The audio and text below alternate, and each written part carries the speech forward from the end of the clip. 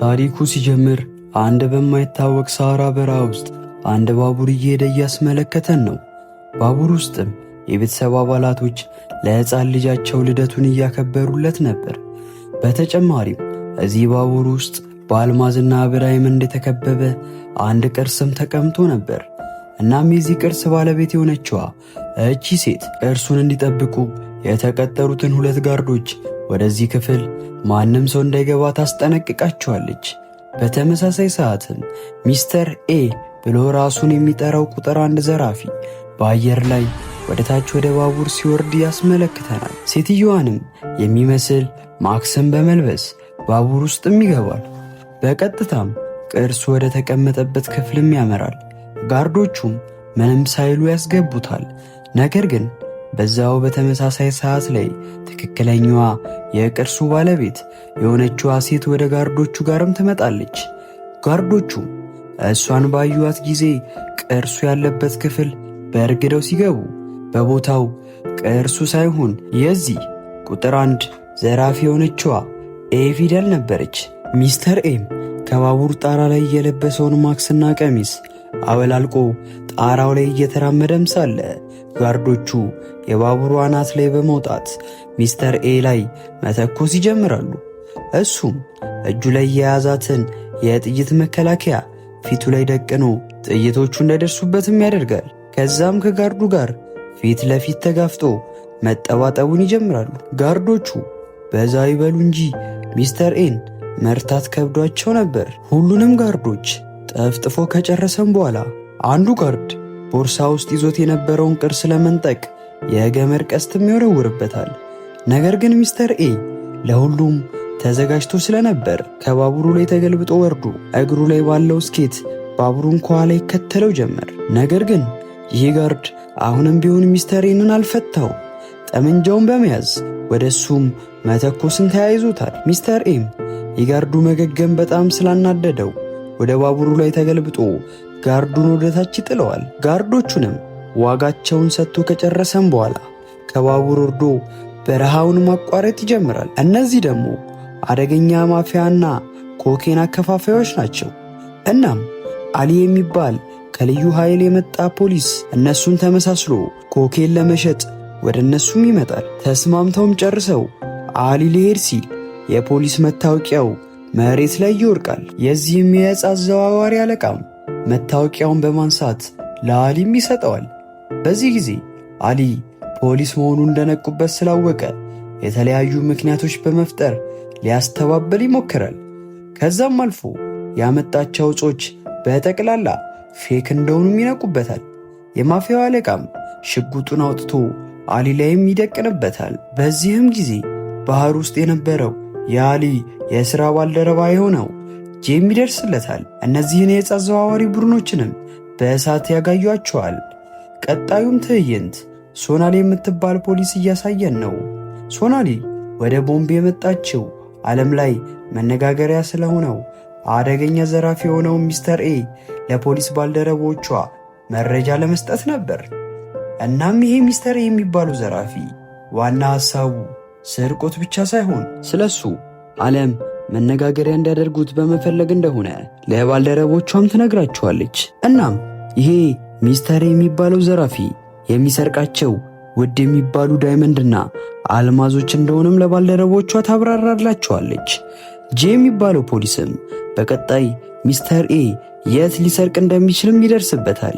እዚህ ደግሞ ሚስተር ኤ ለቀጣይ የዝርፊያ የሚሆኑ ስትራቴጂ እያዘጋጀ ነው። ቀኑም ደርሶ የጄ የቡድን አባላቶች ሙዚየሙን በሴኩሪቲ ካሜራ ይከታተሉ ጀመር። ነገር ግን ሚስተር ኤ እነሱ ካሰቡት ሐሳብ አንድ እርምጃ ቀድሟቸው በበር ሳይሆን በውሃ ውስጥ ለውስጥ አድርጎ ወደ ሙዚየሙም ይገባል።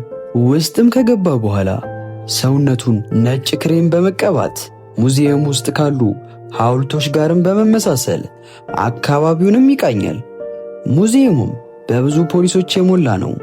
ሚስተር ኤም መከታተያ ካሜራውን በማብራት በሪሞት የምትንቀሳቀሰውን ማሽንም ይልካታል። ምንም እንኳን ሙዚየሙ በብዙ ካሜራዎችና የተደራጁ የፖሊስ ቡድኖች የተከበበ ብትሆንም ሚስተር ኤን ማስቆም ከባድ ነበር። ማሽኗ ዳይመንዱ ጋር ደርሳ ዳይመንዱን ትወስደዋለች። ዳይመንዱም እንደተሰረቀ እንዳይነቃ ዳይመንዱ እንዳለ የሚያሳይ ምስልም ቦታው ላይ እንዲበራም ያደርጋል። ነገር ግን ዳይመንዱ እንደተሰረቀ ፖሊሶች ባወቁ ጊዜ ወደ ሙዚየሙም ያመራሉ። አሊም እየተቻኮለ ወደ ውስጥ እየገባም ሳለ ከአንድ የጽዳት ሽማግሌ ጋርም ይጋጫል። ግን ያላወቀው ነገር ያ ሽማግሌ ሚስተር ኤ መሆኑ ነበር። አሊም በስልክ ጄን እያወራ ነበር።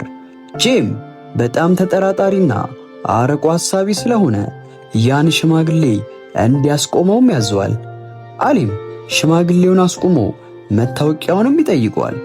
ሽማግሌው መታወቂያውን አውጥተው ይሰጡታል። መታወቂያውም አሊ ሲያየው ከፊት ለፊቱ የእሳቸው ፎቶ ይኑር እንጂ መታወቂያው ላይ ስም አልነበረበትም። ለምን ስም እንደሌለበት ሽማግሌውንም ሲጠይቀው መታወቂያውን አዙሮ እንዲያየውም ይነግረዋል። አሊም መታወቂያውን ሲያዞረው ኤ የሚል ፊደልም ያያል። አሊ ከረፈደ ነበር ሽማግሌው ሰውዬ ሚስተር ኤ መሆኑን ያወቀው። ሚስተር ኤም በቱቦ ውስጥ ገብቶ ከውጪ በቱቦም ይወጣል። በአስፓልቱም በኩል በፍጥነት ሊያመልጥ ይሞክራል። በዛም ቀን የመንገድ ላይ ሩጫ ስለነበር ከነሱ ጋርም ተመሳስሎ ይሰለብባቸዋል። ስራውንም ስለጨረሰ እንደለመደው ራሱን ቀይሮ ከሀገር ለመውጣት ወደ ኤርፖርት ይሄዳል። ኤርፖርትም ተቀምጦ ሳለ ዜናው ስለሱ እየዘገበ ይሰማል። ዜና አንባቢዋም በጣም ውዱ ዳይመንድ በሚስተር ኤ እንደተዘረፈና በቀጣይም ለ600 ዓመታት ሲጠበቅ የቆየው ጎራዴ ለመስረቅ እንዳቀደም በዜናዋ ትናገራለች። በሚስተር ኤ ጭንቅላት ውስጥ ጎራዴ የመስረቅ ሐሳብ ባይኖርም ይሄ ሁሉ የፖሊሶቹ ሴራ እንደሆነ ስለተረዳ በይበልጥ ጎራዴውን ለመስረቅ ይወሰወስና በረራውን አቋርጦ ከኤርፖርትም ይወጣል። በሚቀጥለው ቀንም ጄና ባልደረቦቹ ቤተ መንግስቱ በር ላይ የኤን መምጣት ይጠባበቁ ጀመር። ኤ ግን ከነሱ ቀድሞ ደርሶ ውስጥ ተቀምጧል። በዛው ሰዓትም እንደሱ ጭንብል የለበሰች ሴት ዘራፊም ወደ ውስጥ በመግባት ጎራዴውን ልታነሳ ስትል ኤ ያስቆማታል። ጎራዴው በአይን የማይታይ ዙሪያው በወጥመድ የተከበበ እንደሆነ የሚያሳይ መነጽርም ሰጥቷት እንድታይም ያደርጋታል። ከኪሱም ሳንቲም በማውጣት በወጥመድ ወደ ተከበበው ጎራዴም ሲወረውረው አላርሙ መጮህ ይጀምራል። በዚህ ጊዜም በተለያየ አቅጣጫ ቤተ መንግስቱን የሚጠብቁ ወታደሮች ጠመንጃቸውን ይዘው በመምጣት እነ ኤ ላይም ይደቅናሉ። በዚህ ጊዜም ሴቷ ጎራዴውን አንስታ ወደ ላይ በገመድም ተንጠልጥላ ታመልጣለች። ጎራዴውም ተቀምጦበት የነበረው ሴንሰር ጎራዴው በመነሳቱ በተለያየ አቅጣጫም መተኮስ ይጀምራል። ኤ ግን ሲስተሙን ስለሚያውቀው በፍጥነት መሬት ላይም ይተኛል። እቺም ሴት ወደ ላይ ከወጣች በኋላ ኤን ፊደል ወደ ታችም ተወረውረዋለች። በበረንዳም በኩል ልታመልጥ ስትል ሶናሊ ከፊቷ ሽጉጥ ትደቅንባታለች። በዚህ ጊዜ ሚስተር ኤ በመምጣት ሶናሊ የያዘችውን ሽጉጥ ያስጥላታል። ልጅቷንም ያስመልጣታል። በዚህም ፖሊሶቹ በጣም ይናደዳሉ። እታችም ከደረሱ በኋላ ሶናሊ ማክሷን አውልቃ ከሚስተር ኤ ፊትም ትቆማለች። ሚስተር ኤም የልጅቷ ኮንፊደንስ አስገርሞት ቆሞ አፍጥጦም ያያታል። ሱነሪም ከሚስተር ኤ ጋር አብረው እንዲሰርቁም ጥያቄ ታቀርብለታለች። ነገር ግን ኤ ብቻውን መስረቁ እንደተመቸውም ይነግራታል። ጎራዴውንም ተቀብሏት ሊሄድ ሲል ሱነሪ እንዲያስብበትም ደግማ ትጠይቀዋለች።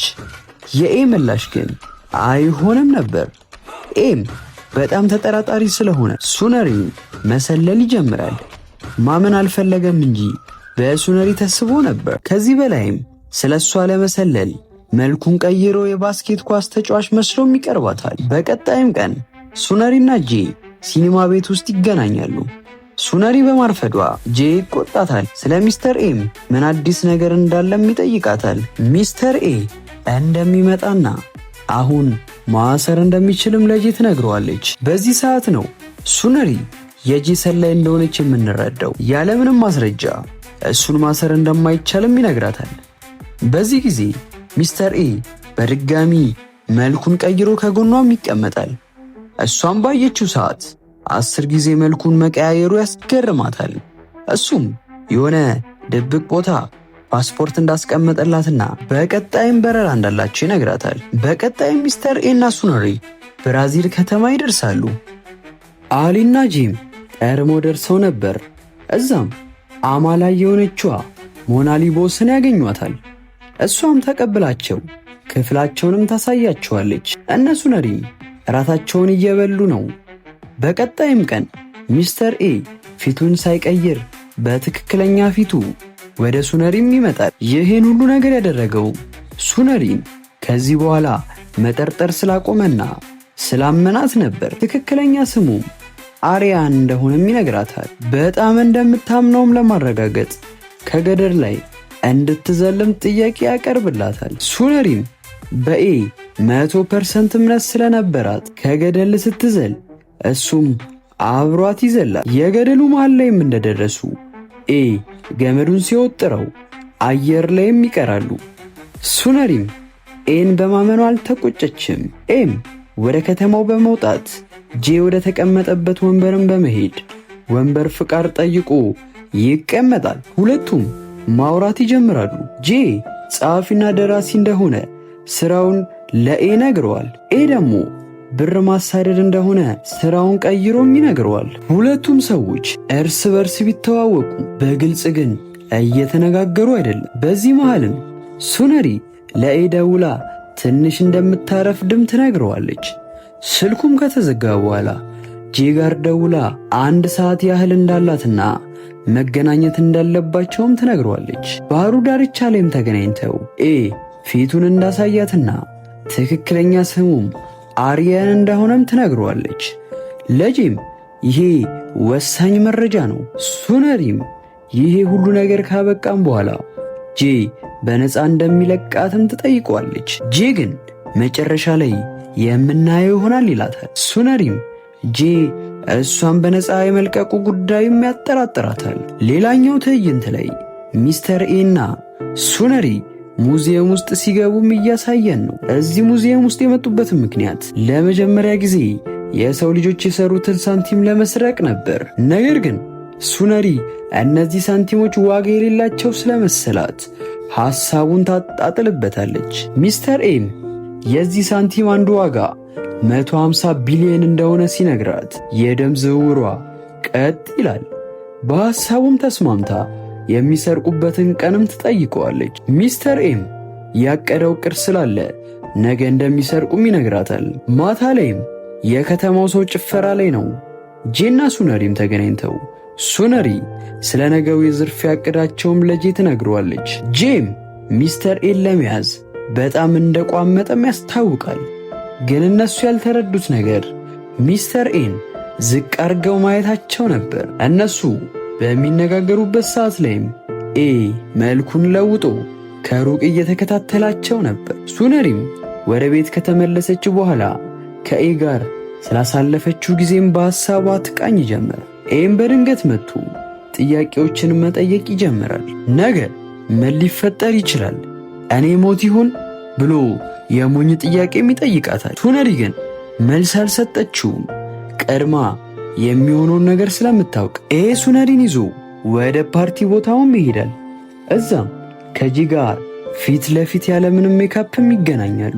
እዛም ተቀምጠው ቀደም ብለው የተደባበቁትን ስምና ሥራ እዚህ በትክክለኛው መንገድም ይለዋወጣሉ። ጄም ኤ ስርቆቱን እንዲያቆም ይጠይቀዋል። ኤ ግን ስርቆት ደሙ ስለሆነ ፈቃደኛም አይሆንለትም። በቀጣዩም ቀን ኤ ፈዞ ቆሞ ሳለ ሱነሪ መታ ከኋላው ትቆማለች። ኤም ድብብቆሹን በመግለጽ ሱነሪ እያደረገች ያለችውንም ነገር እንደሚያውቅ ይነግራታል። ሱነሪም ልታስተባብል ብትሞክርም ነገሩ ግን ያለቀለት ነገር ነበር። ኤም በጄ እጅ መሞት አልፈልግም፣ የምገይኝም የምታድኝኝም አንቺ ነሽ በማለት ሽጉጥ ውስጥ አንድ ጥይት ብቻ ከቶ አሽከርክሮም ያቀባብለዋል። እሷም እንድትተኩስበት ይሰጣታል። ነገር ግን አልቻለችም ነበር። በስተመጨረሻም ቃላውን ስትስብ ባዶ ነበር። በመቀጠልም እሱም እሷ ላይ ደቅኖ ይተኩሳል። በድጋሚ ባዶ ነበር። እንዲህ እያለም የመጨረሻው ዕድል ላይም እንደርሳለን። ተኳሿም ሱነሪ ነበረች። ነገር ግን እሱ ላይ ከመተኮስ ይልቅ ራሷ ላይ ትተኩሳለች። በድጋሚም ባዶ ነበር። ይሄ የኤ ትልቁ ፈተና ነበር። ሽጉጥ ውስጥ ቃል አልከተተም ነበር። ሱነሪንም ያምናታል። አሁን አሳልፋ እንደማትሰጠው 100% ያረጋገጠ ይመስላል። ቀጣይ ቀንም ጄና አሊ ሙዚየም ውስጥ ኤን መጠበቅ ይጀምራሉ። ነገር ግን ኤና ሱነሪ ራሳቸውን ቀይረው ሙዚቃ ተጫዋች ሆነው ገብተው ነበር። ኤም በጉንዳን የተሞላ ቦርሳ መሬት ላይ ሲጥል ጉንዳኖቹ የሕፃናቶቹ እግር ላይ መውጣት ሲጀምሩ ሙዚየሙ በአንድ እግርም ይቆማል። በዛች ቅስፈት ኤ የሚፈልጋቸውን ሳንቲሞች አንስቶ ምልክቷንም አስቀምጦ ወጥቶ ነበር። በፍጥነትም ወደ መኖሪያ ቤቱ ቢያመሩ እነሱ ግን እዛ አልነበሩም። ሱነሪም ለጄ ትደውልና ምርጫዋን መርጣ እንደሄደችን በኩራት ትነግሯለች። ይህን ጊዜ ጄ ሄሊኮፕተር አልቀረውም ኤንና ሱነሪን ለመያዝ። ነገር ግን ኤ ሞተሩን በፍጥነት ነድቶ ከከተማም ይወጣሉ። መንገዱ ላይም አንድ ሞተር አግኝተው ሁለቱም በተለያየ አቅጣጫም ይሄዳሉ። ነገር ግን ኤ በስተመጨረሻ በጄ እጅ ያርፋል። ትንሽም ይፋለማሉ። በመሃልም አሊ ሱነሪን ይዟት መጥቶ ጥላቸው እንዲቆምም ያደርጋል። ኤ ሱነሪ መያዟን ሲያቅ ይናደዳል። ጄም እጁን እንዲሰጥ ይነግረዋል።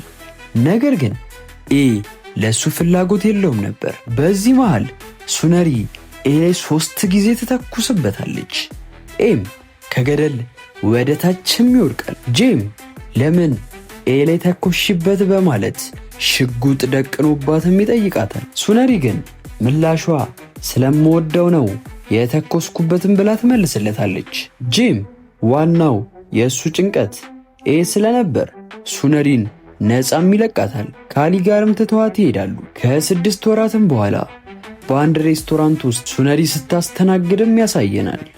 ወደ ውስጥም ስትገባ ውዱ ፍቅረኛዋ አሪያን ምግብ ማብሰያ ክፍል ውስጥም እናየዋለን። አሁን ላይ የስርቆት ስራቸውን ትተው ጎበዝ ሰራተኛም ሆነዋል። በድንገትም ሬስቶራንቱ ጸጥ ረጭም ሲል ምን እየተከናወነ እንደሆነም ለማየት ሲወጡ ሬስቶራንታቸው ውስጥ ጄከች ብሎ ነበር። ከስርቆት ወደ ሰራተኝነት መቀየራቸው ቢያስገርመውም አመጣጡ ግን ሊያስደነብራቸው ነበር። አሪያንም ከዚህ በኋላ ስርቆት አቁመው ሕይወታቸውን በሰላም መምራት እንደሚፈልጉም ይነግረዋል። ጄም ከምንም በላይ ፍቅራቸው ደስ ስላለውና ከፍተኛ የመለውጥ ሞራል ላይ በመሆናቸው በሰላም ሕይወታቸውን እንዲኖሩ፣ ዳግመኛ ግን ስርቆት ውስጥ ግን ካገኛቸው እንደሚያስራቸው አስጠንቅቆ ሬስቶራንቱን ለቆም ይወጣል።